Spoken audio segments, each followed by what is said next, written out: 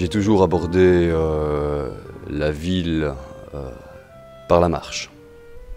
Il y avait un côté à la fois répétitif dans les endroits que je parcourais.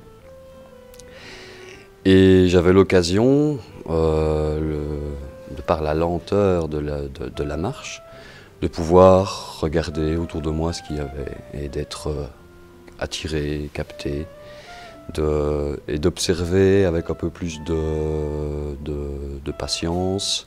Et la ville, comme les endroits que je traite, sont des endroits dans des villes qui sont un peu mis à l'écart, qui sont un peu souvent des quartiers un peu résidentiels, dans lesquels il y a ces petites histoires familiales, petites ou grandes, qui peuvent se passer, mais vers lesquelles on n'a pas toujours forcément accès. Donc, c'est ces moments-là, c'est ces situations-là, c'est ces endroits qui sont générateurs de fiction, mais qui sont traités d'une manière toujours un peu ambiguë, un peu trouble, parce qu'on j'arrive à un moment donné où on ne sait pas ce qui s'est passé en amont et on ne sait pas ce qui se passera en aval des choses. Moi, j'aime arriver à ce moment-là, neutre, à ce moment un petit peu, comment dire, ce moment neutre, oui, tout simplement.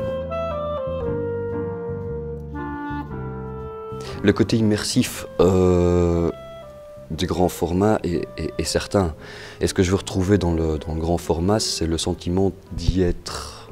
Ce n'est pas des formats qui sont démesurés, mais c'est des formats et des sujets qui convoquent le grand format. Parce que j'ai un peu le but inavoué d'inviter le spectateur à venir à ma place et de voir et de regarder ce que je regardais. Des petits éléments qui vont générer une histoire, qui sont des potentiels de fiction, comme un mobilier récréatif, une balançoire, un toboggan, une bouteille abandonnée sur une table au fond d'un jardin, une piscine,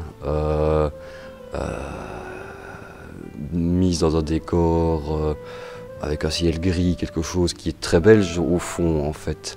Et c'est ces petits moments-là, ces petites histoires, les petites fictions que j'aime raconter, sans pour autant y intégrer un personnage qui va raconter la fiction à notre place, j'ai envie de dire.